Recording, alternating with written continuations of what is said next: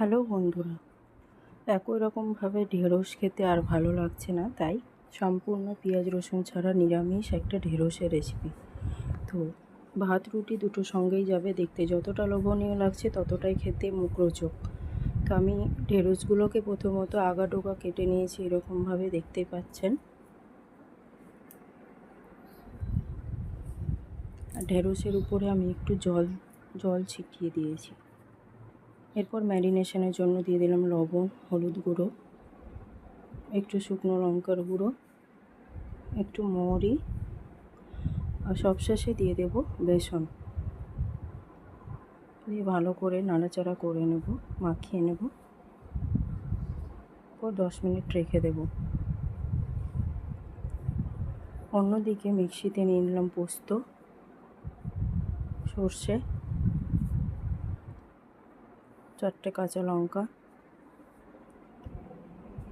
আর নিয়ে নিলাম 4-5টা কাজু। জল দিয়ে ভালো করে মিক্সিতে ব্লেন্ড করে নেব।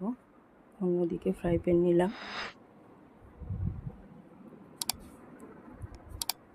তেল গরম হয়ে গেলে দুটো ব্যাচে ঢেঁড়সগুলোকে আমি ফ্রাই করে নেব।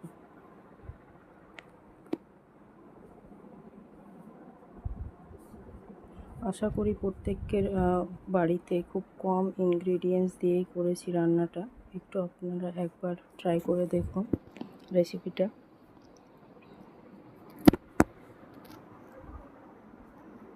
এপিট ওপিট করে ফ্রাই করে নেব।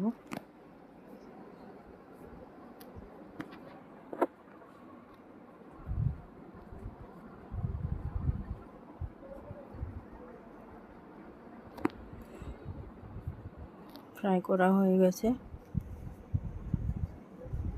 চলুন আসুন মূল রান্নায় আসা যাক।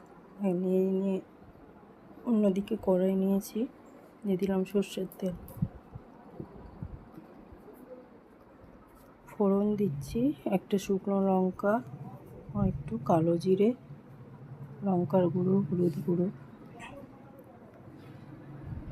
মশলাগুলো যেন পুড়ে না যায় তার আগে আমি দিয়ে দিলাম দুটো মিডিয়াম সাইজের টমেটো। দিয়ে দিলাম লবণ টমেটোটা সেদ্ধ হওয়ার জন্য।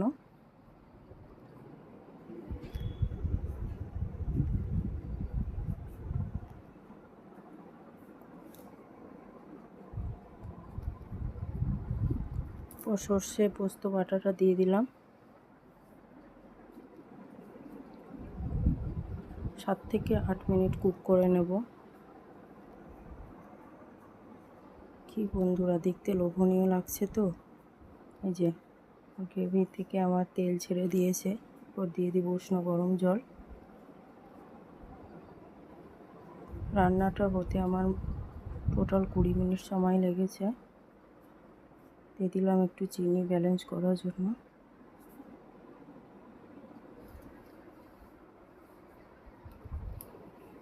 জল ফুটে গেছে। তো আমি ভেজে রাখা ঢেঁড়সগুলো দিয়ে দিলাম।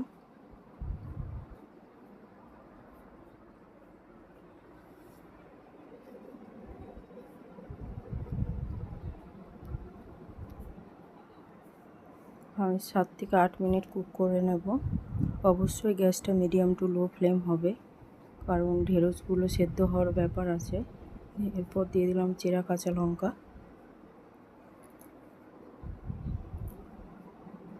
খুবই কম ইনগ্রিডিয়েন্টস দিয়ে এবং খুবই সহজ ওয়েতে রান্নাটা হয়েছে। একবার হলেও ট্রাই করে দেখুন এই ঢেঁড়সের রেসিপিটা।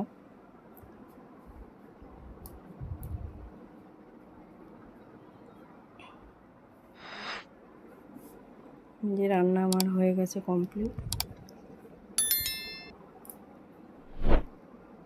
এরপর সার্ভ করলাম, যে দেখুন। এরপর আমি এর উপর দিয়ে দিব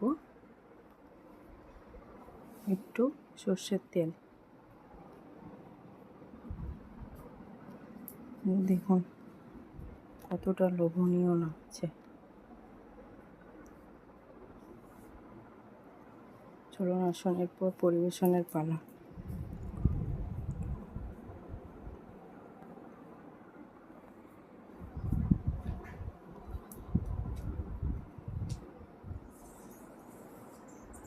যে ঢেঁড়সগুলো কত সুন্দর সেদ্ধ হয়ে গেছে। আর আবার অন্য কোনো ভিডিওতে দেখা হবে। টাটা।